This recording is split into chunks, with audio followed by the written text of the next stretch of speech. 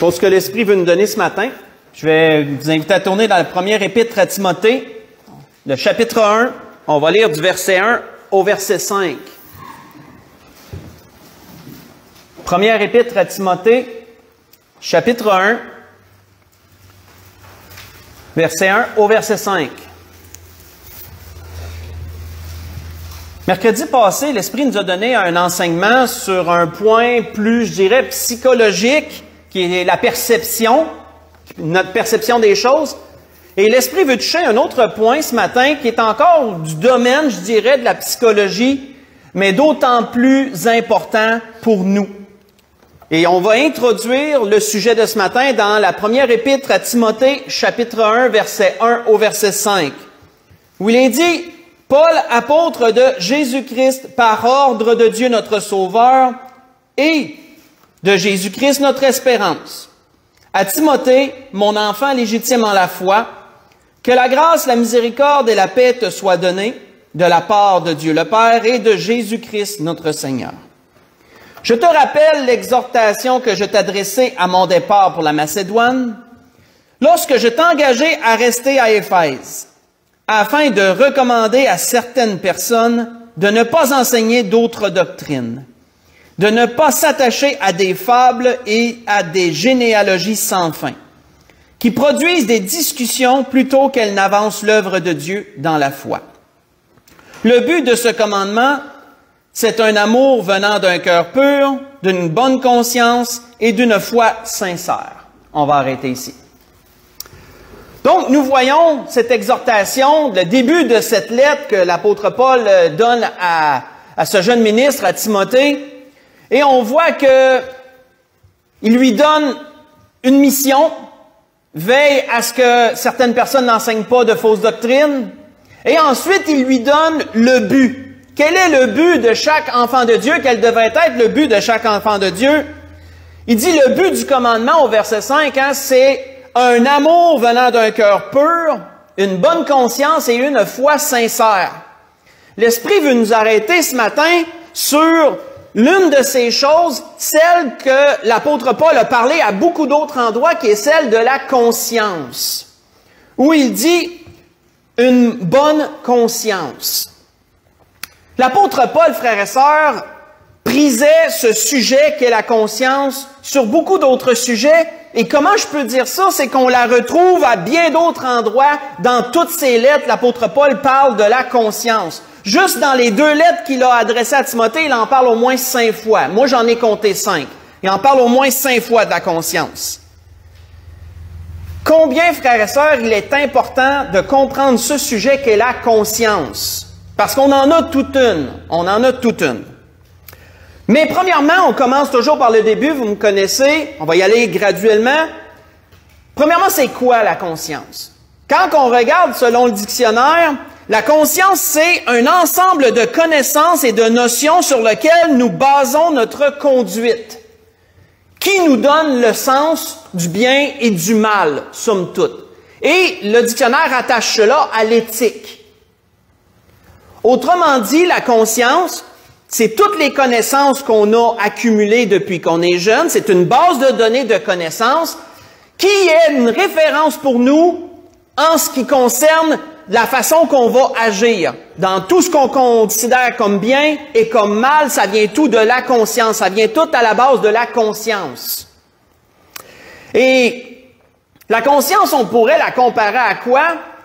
Considérons simplement tout édifice, toute entreprise qui a un bien précieux à garder, qu'est-ce qu'elles vont avoir, ces entreprises? Elles vont avoir un système d'alarme.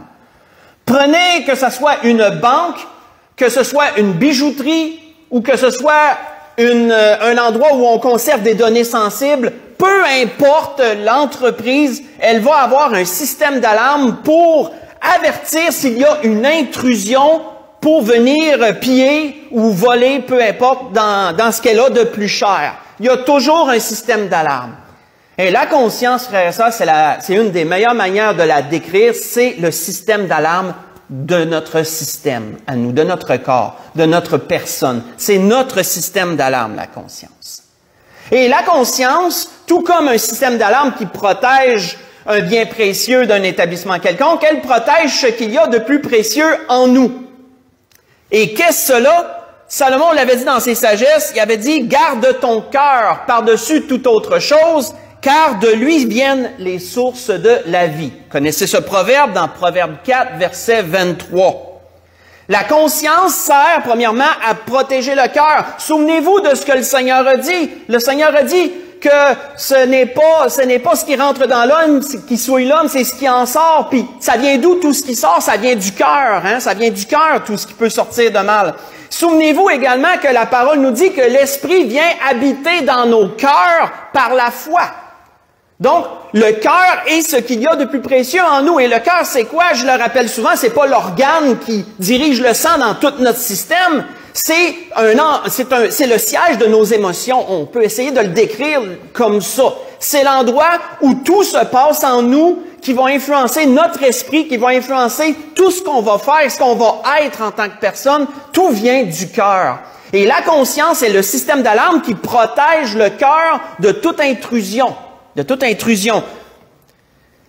La conscience, on pourrait dire aussi qu'elle avertit lorsqu'il y a des limites qui ont été dépassées par rapport à tout ce qu'on a comme bagage de connaissances. Lorsqu'il y a une intrusion, lorsqu'il y a quelque chose que notre conscience, là, on sait que c'est ça, mais que ça a été outrepassé, bien, la conscience va avertir. La conscience va avertir qu'il y a quelque chose qui marche pas. Ça, l'apôtre Paul en avait parlé aux Romains. Faites juste écouter, l'apôtre Paul avait bien décrit aux Romains à propos de certaines personnes. L'apôtre Paul avait dit ceci, « Quand les païens qui n'ont point la foi font naturellement ce que prescrit la loi, ils sont, eux qui n'ont point la loi, une loi pour eux-mêmes. Ils montrent que l'œuvre de la loi est écrite dans leur cœur, leur conscience en rendant témoignage et leur pensée s'accusant ou se défendant tour à tour. » Voyez ça dans Romains chapitre 2, verset 14 et verset 15. Les pensées qui s'accusent ou se défendent tour à tour. Vous avez déjà tous certainement fait l'expérience d'avoir violé votre conscience et que là, vous vous sentez mal parce que vous vous accusez vous-même. Votre conscience vous accuse que vous avez fait quelque chose qui ne devait pas être fait. Les pensées s'accusent ou se défendant tour à tour, c'est l'action de la conscience sur notre personne. La conscience, frères et sœurs, on pourrait aussi la définir comme une boussole qui nous aide à nous diriger au niveau de nos actions, qui nous aide à nous diriger au niveau de notre conduite, de nos agissements. Si vous voulez lire pendant la semaine, l'apôtre Paul en parlait aux Corinthiens de cela dans 1 Corinthiens 10, versets 28 et 29. Beaucoup de références à vous donner parce que l'apôtre Paul, la conscience, il en a parlé dans tous ses écrits. Dans tous ses écrits. La conscience, frères et sœurs, elle part d'où? Elle part de la naissance. À la naissance, qui sont les premiers intervenants qui vont programmer la conscience, qui vont débuter cette programmation? C'est les parents.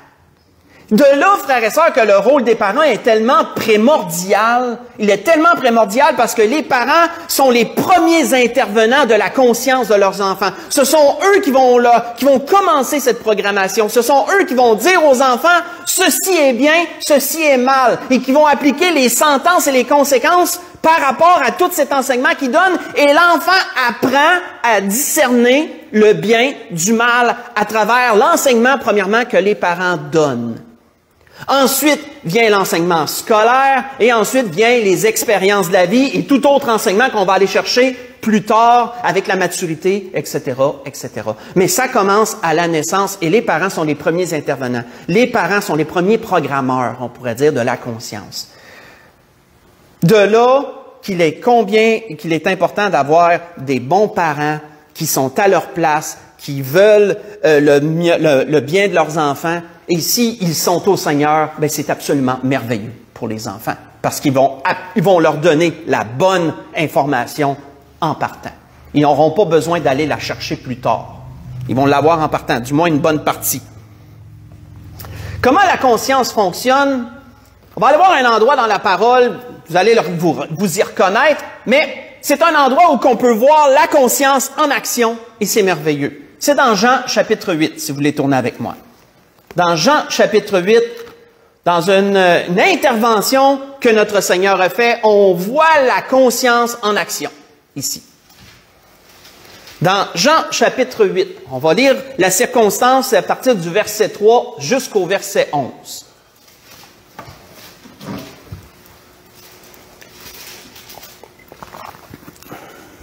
Jean chapitre 8, verset 3 au verset 11. Il nous est dit, « Alors les scribes et les pharisiens amenèrent une femme surprise en adultère. » Pour vous le dire, connaissez, on a certainement souvent lu cet endroit. On va le relire encore. « Et la plaçant au milieu du peuple, ils dirent à Jésus, « Maître, cette femme a été surprise en flagrant délit d'adultère. Moïse, dans la loi, nous a ordonné de lapider de telles femmes. Toi donc, que dis-tu? » Il disait cela pour les prouver afin de pouvoir l'accuser. Mais Jésus, s'étant baissé, écrivait avec le doigt sur la terre.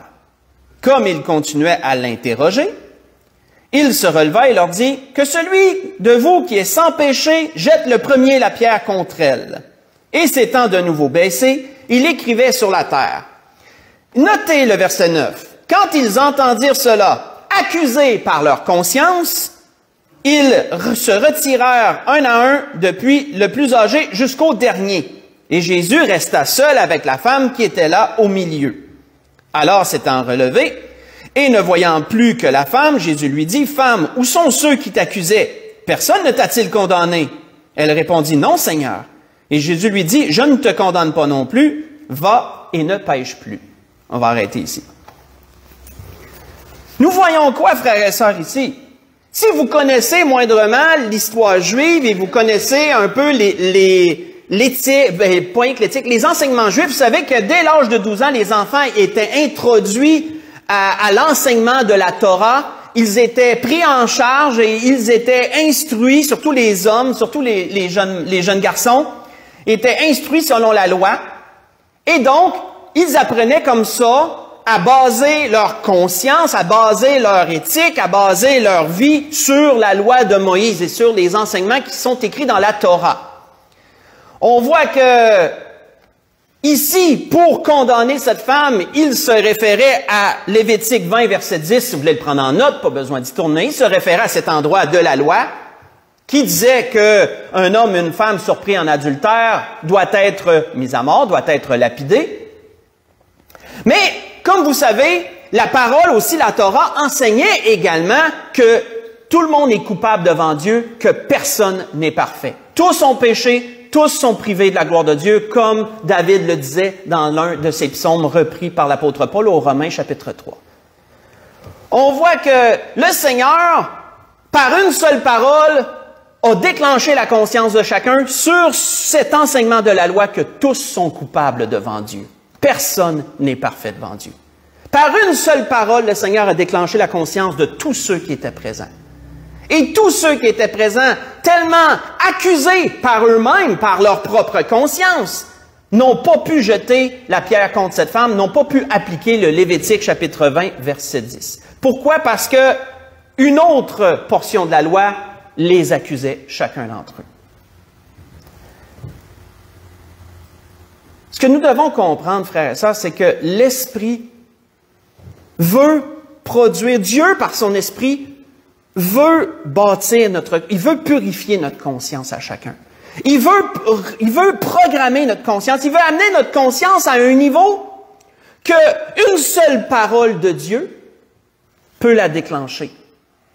Et qu'ainsi, nous puissions, par notre conscience, savoir si nous avons transgressé ou non la parole de Dieu.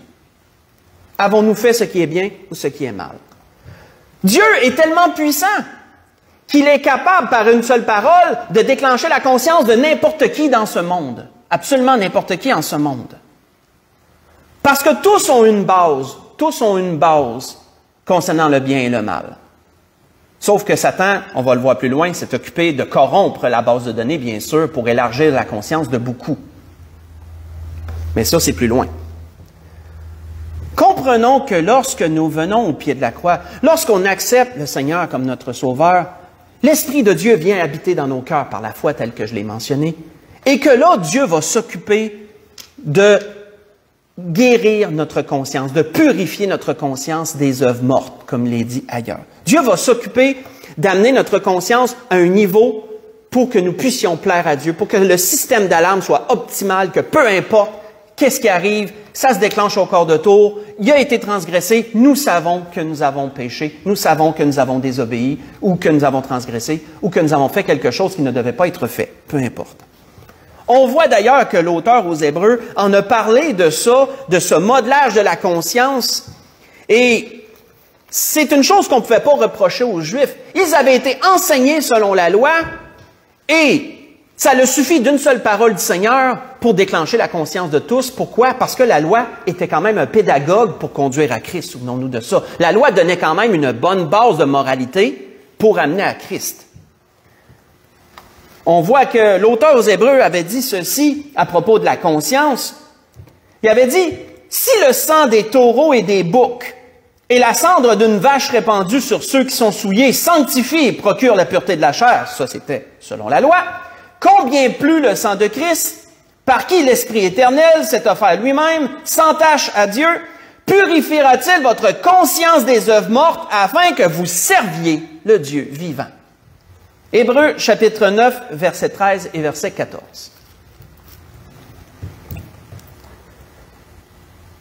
L'apôtre Paul avait dit à Timothée que le but du commandement,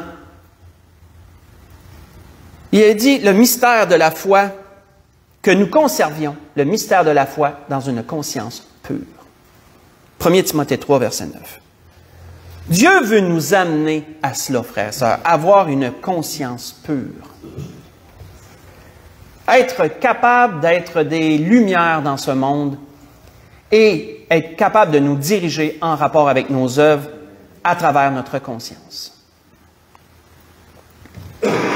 L'apôtre Paul disait aux Corinthiens, si vous voulez tourner avec moi dans 2 Corinthiens 4, versets 1 et 2, qu'est-ce que l'apôtre Paul disait aux Corinthiens en rapport avec le chrétien dans le monde? Comment qu'il se dirige? Comment la conscience joue un rôle dans la vie du chrétien? 2 Corinthiens, chapitre 4. On va commencer par le verset 1 et 2.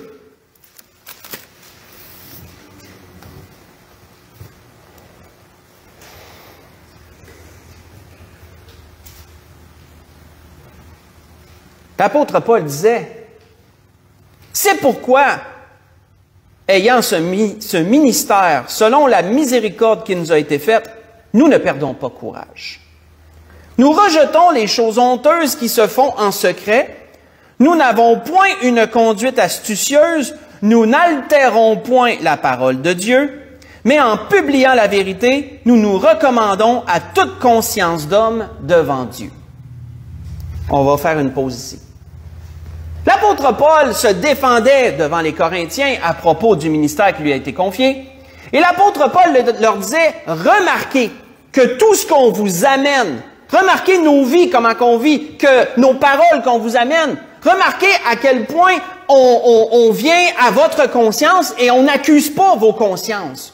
Au contraire, voyez comment qu'on agit selon vos consciences à vous.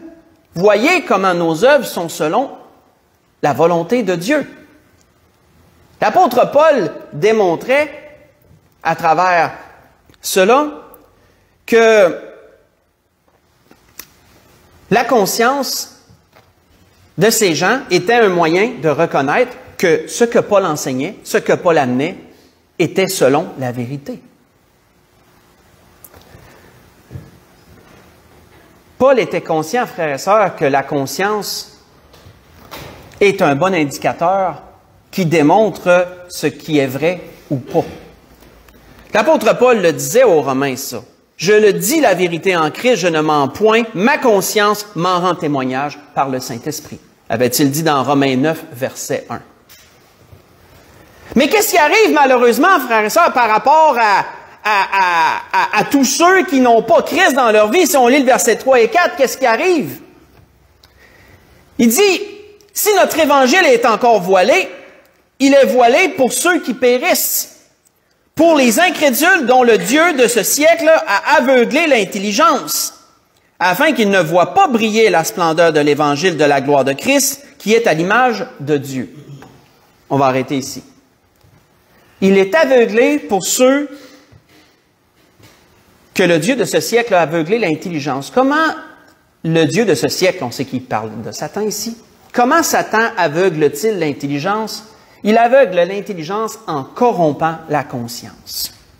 En corrompant la conscience. Pour les perdus, Satan veut corrompre la conscience. Bien, pour tout le monde, pas rien que pour les perdus, pour les chrétiens aussi. Pour le monde, Satan veut corrompre la conscience. Parce que Satan sait qu'en corrompant la conscience avec des fausses informations, on en arrive que les gens ne discernent plus bien, ce qui est mal. Les gens ont de la misère à discerner ce qui est bien et ce qui est mal, et ainsi le mal passe comme étant bien. Et le bien peut passer comme étant mal. Également, on sait qu'on est rendu d'ailleurs dans ces temps-là. Un principe qui a été amené et qu'on a vu ces dernières années, certains d'entre vous vont savoir de quoi je parle, un psychologue qui a établi une façon de démontrer comment que les êtres humains peuvent être programmés dans leur conscience, c'est un homme du nom d'Overton, qui a établi une théorie, pas une théorie, un enseignement qui s'appelle la fenêtre d'Overton. J'en ai déjà parlé, certains en ont déjà certainement entendu parler de cela, la fenêtre d'Overton. Overton est un psychologue qui a démontré comment que la conscience massive, la conscience des gens en général peut être modelée. Comment qu'on est capable de programmer les gens et de les amener à accepter des choses qui sont inacceptables.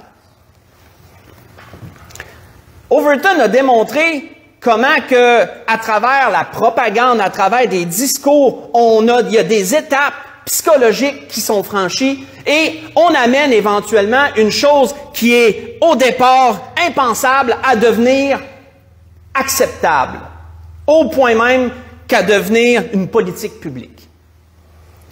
Selon Overton, voici les différents paliers à franchir. Premièrement, une chose est impensable. Ensuite, elle est radicale. Ensuite, elle devient acceptable. Elle devient raisonnable. Elle devient populaire. Et finalement, elle devient une politique publique. Je vous donne les exemples. Dans des années, si on recule de... Là, on est en 2024. 70, okay. Reculer des années 60, il était impensable que... 60 ou même 50, 40 même. Il était impensable que... je donne des exemples, là, que la femme soit sur le marché du travail. Là, je lance des exemples de même. Je ne suis pas en train de dire que telle affaire est péché ou pas dans ce sens-là, mais je lance des exemples. Il est impensable que la femme soit sur le marché du travail. Et si une femme aurait osé essayer d'amener ça, ça aurait été une révolution, c'était totalement impensable. Avec le temps, des choses sont venues, et avec le temps, avec des féministes, avec toutes sortes de mouvements qui viennent, on commence à en parler, les gens sont choqués. C'est impensable. Mais après ça, on emmène ça avec des études et tout. Et là, oups, ça devient tranquillement une idée radicale qui ensuite devient raisonnable. Et ensuite, on s'en va comme ça, puis ça devient acceptable en bout de ligne. Et ensuite, finalement, regardez de nos jours, les femmes travaillent toutes. Ils sont toutes sur le marché du travail pour la plupart. Et ont même des carrières et tout.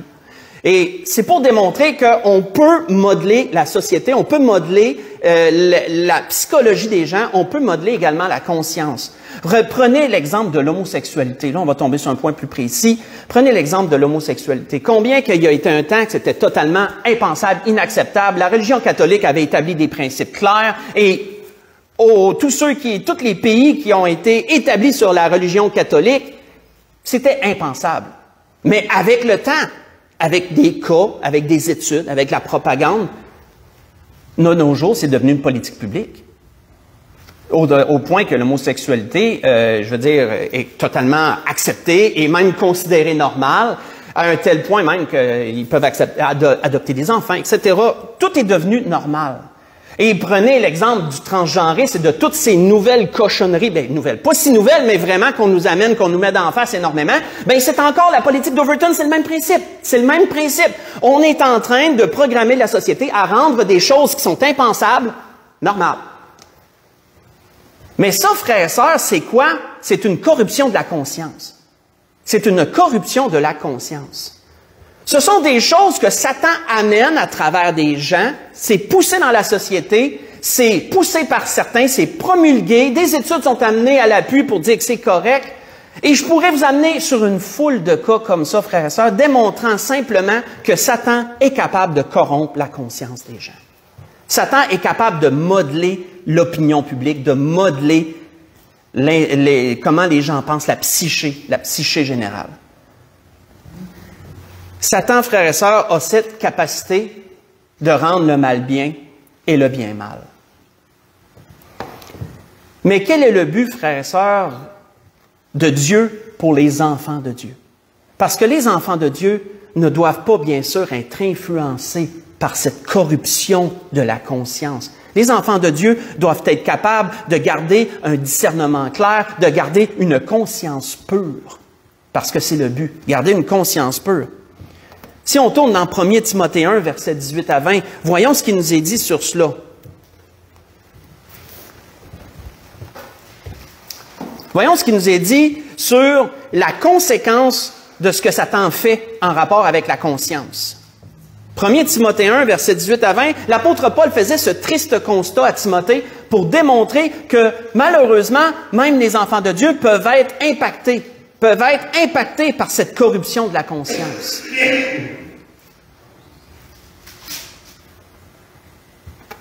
1 Timothée, chapitre 1, versets 18 à 20,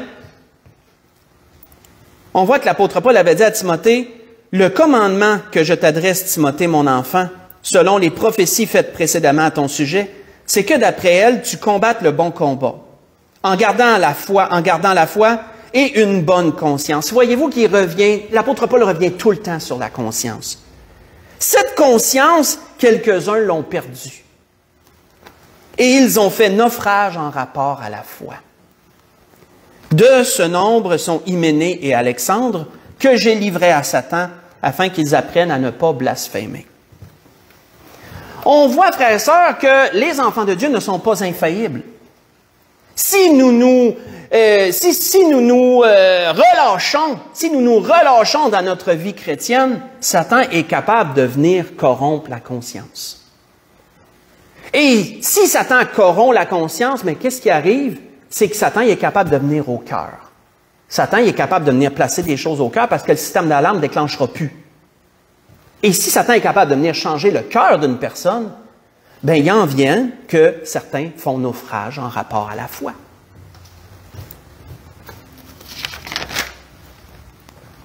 Il ne faut jamais oublier, frères et sœurs, le but de Satan dans ces choses, qui est ultimement de rendre le mal bien et le bien mal dans la tête des gens. Ultimement, c'est ça. Que ce soit des païens ou des chrétiens, le but de Satan est le même pour tous. Rendre le mal bien et le bien mal. Transgresser, court-circuiter la conscience et à implanter des choses au cœur, corrompre. Comme l'apôtre Paul le disait aux Corinthiens, on ne doit pas ignorer les projets de Satan dans ces choses. Et nous devons, frères et sœurs, nous avons le devoir, quand nous avons Jésus-Christ comme Sauveur et Seigneur, nous avons le plus grand des trésors dans nos cœurs, le plus grand le trésor qui peut exister dans nos cœurs, et nous avons comme mandat de protéger ce trésor. Nous avons comme mandat de faire tout ce qui doit être fait pour que le temple de Dieu soit conservé pur, pour que notre corps soit vraiment un temple pour Dieu, pour que notre être soit une habitation de Dieu en esprit, qui est sanctifiée, qui est selon Dieu. Et ça, c'est par rapport à la conscience qu'on peut réussir à faire ça. Si notre conscience, elle est pure devant Dieu, une personne va être capable de faire la volonté de Dieu et de naviguer dans les choix de la vie en rapport avec ça. La conscience va être un des indicateurs qui va être capable de démontrer non, va pas là, ou oui, fais ça, ou non, fais pas ça. On voit que l'apôtre Paul, avant d'aller à la conclusion, l'apôtre Paul en avait dit encore ceci aux Corinthiens, faites juste écouter. L'apôtre Paul y avait dit, ce qui fait notre gloire, c'est ce témoignage de notre conscience. Que nous sommes conduits dans le monde, surtout à à votre égard avec sainteté et pureté devant Dieu, non avec la sagesse charnelle, mais avec la grâce de Dieu. Vous voyez ça dans 2 Corinthiens 1, verset 12. Ce qui fait notre gloire, c'est ce témoignage de notre conscience. Qu'est-ce que la parole nous dit ailleurs? Si ton cœur ne te condamne pas, tu as de l'assurance devant Dieu. Bien ça, frère, ça a le rapport à la conscience. Là. Si ton cœur ne te condamne pas, c'est parce que ta conscience est impure. Ta conscience est impure, ta conscience est bonne, il n'y a rien qui est déclenché. Puis quand on est en paix avec Dieu, quand on est en paix avec nous-mêmes et qu'on est en paix avec Dieu, c'est absolument merveilleux. Absolument merveilleux. Mais quand on a transgressé notre conscience, essayez de vivre avec ça. Essayez de vivre avec ça. Vous allez voir que vous ne serez pas capable de vivre. Vous allez vous détruire vous-même à essayer de vivre avec une transgression de la conscience. Tant que vous allez l'entendre sonner, vous allez vouloir, un moment donné, vous allez vouloir absolument régler ça, à tout prix, pour retrouver cette paix. Et c'est bon que ça soit comme ça. C'est bon que ça soit comme ça. C'est pourquoi l'apôtre Paul dit ce qui fait notre gloire, c'est ce témoignage de notre conscience. Notre conscience, elle ne nous a pas accusés, on a agi de la bonne façon envers vous dans tout point. C'est ça qu'il voulait leur dire. Et c'est le sujet sur lequel l'Esprit voulait nous conduire ce matin, qui est la conscience. La semaine passée, on a parlé d'un autre sujet, on a parlé de la perception. Aujourd'hui, l'Esprit voulait nous parler de la conscience. Combien qu'elle est importante, combien qu'elle doit demeurer pure devant Dieu. Parce que, frères et sœurs, on navigue en nos troubles. Je vous apprends rien. On navigue en nos troubles et de plus en plus, Satan veut tordre les choses et de plus en plus, Satan veut amener le mal comme étant bien, le bien comme étant mal. Et de plus en plus, les chrétiens vont avoir besoin de leur conscience pour être capables de naviguer en ce monde jusqu'à ce que Jésus revienne nous chercher. Et donc, d'autant plus important de connaître ce sujet et de savoir ce que fait la conscience et de l'importance de la garder pure devant Dieu. Et comment qu'on peut garder pure notre conscience, mais c'est bien sûr en agissant selon la volonté de Dieu, mais en écoutant la parole de Dieu, en lisant la parole de Dieu, en méditant la parole de Dieu, vous allez garder à jour votre conscience. Vous allez la garder à jour. Vous savez, tout système d'alarme qui existe, on reprend cet exemple-là, a besoin de mise à jour. Parce qu'il y a toujours des nouveaux virus, il y a toujours des nouvelles méthodes, il y a toujours des hackers qui vont développer des nouvelles méthodes pour essayer de court-circuiter, essayer de passer à travers les mailles du filet, si on peut le dire comme ça. Donc, les systèmes d'alarme ont toujours des mises à jour constamment. Mais c'est la même chose avec notre conscience. Nos mises à jour, on les prend toujours en même place. On les prend dans la parole de Dieu, nos mises à jour. Et l'Esprit s'occupe de mettre à jour la conscience. Mais pour ça, il faut lire la parole de Dieu, il faut la méditer. Il faut écouter les messages que l'Esprit nous donne. Si on se coupe de tout ça, puis une mise à jour, mais qu'est-ce qui arrive à un moment donné? À un moment donné, les choses finissent par passer, puis la conscience, elle ne déclenche pas. Donc, c'était ce que l'Esprit voulait nous amener ce matin dans toutes ces choses. Pour conclure, allons dans les Actes au chapitre 24. On va conclure là ce matin. Dans les Actes au chapitre 24. Allons voir ce que l'apôtre Paul avait dit dans un de ses témoignages. Dans un de ses témoignages, dans le témoignage qu'il avait amené, je crois que c'est le roi Agrippa. Dans les Actes au chapitre 24. On va lire à partir de... Non, c'est devant Félix. Ouais. Actes chapitre 24 à partir du verset 14. Verset 14 au verset 16. On va conclure là. L'apôtre Paul disait... C'est pourquoi je m'efforce d'avoir constamment une conscience sans reproche devant Dieu et devant les hommes. Ça, c'est le point à retenir. Il disait ça à Félix. L'apôtre Paul rendait ce témoignage à Félix. Verset 16. C'est pourquoi je m'efforce d'avoir constamment une conscience sans reproche devant Dieu et devant les hommes. Excusez, j'ai pas lu du verset 14, c'est ça. Je vais lire du verset 14, excusez-moi. J'ai commencé plus beau. « Je t'avoue bien, disait-il à Félix, que je sers le Dieu de mes pères selon la voie qu'ils appellent une secte, croyant tout ce qui est écrit dans la loi et dans les prophètes. » Parce que l'apôtre Paul devait se défendre devant Félix des accusations des Juifs concernant la doctrine qu'il amenait, qui était considérée une secte à ce temps-là.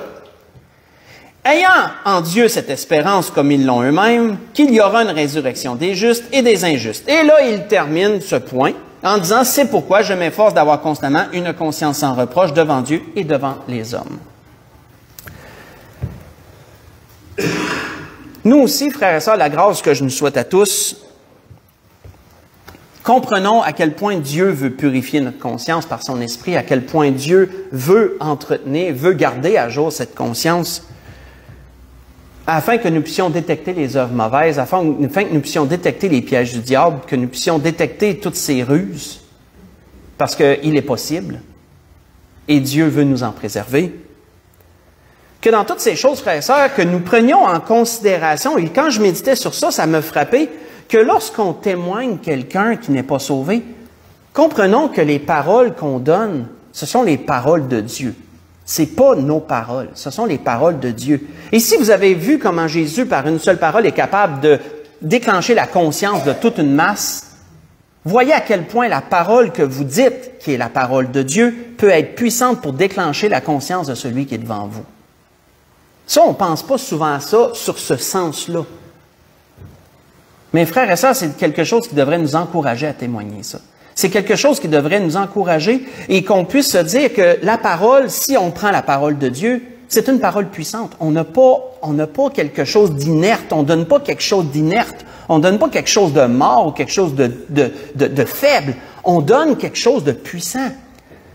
L'auteur aux Hébreux, souvenez-vous, la parole de Dieu, elle est tranchante comme une épée quelconque à deux tranchants, partageant âme et esprit, jointure et moelle. C'est pas rien, là.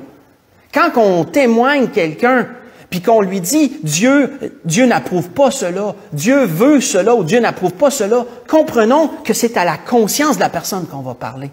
Et Dieu a le pouvoir de déclencher la conscience de la personne. Et si la personne, sa conscience est déclenchée, vous le savez qu'elle ne pourra pas rester comme ça. Éventuellement, il y a quelque chose qui va devoir se passer, elle ne pourra pas vivre avec ça. Et ça, c'est bon, dans ce sens-là, parce que c'est peut être une chose qui l'a conduit à Christ, la personne. Donc, prenons cet aspect de la conscience et comprenons que quand on témoigne, on parle aussi à la conscience des gens devant nous. Et c'est puissant, ça. C'est puissant, ça. Et la parole de Dieu a le pouvoir de déclencher ces choses. Mais nous, pour nous-mêmes, je me répète, je sais que je me répète trop, mais pour nous-mêmes, continuons à méditer la parole de Dieu, continuons à lire, continuons à prier, continuons à s'entretenir dans le Seigneur, à garder cette bonne relation avec le Seigneur, parce que notre conscience, elle est mise à jour et nous en avons besoin pour naviguer dans ce monde. C'était ce que l'Esprit voulait nous dire ce matin. On peut se lever pour un dernier cantique.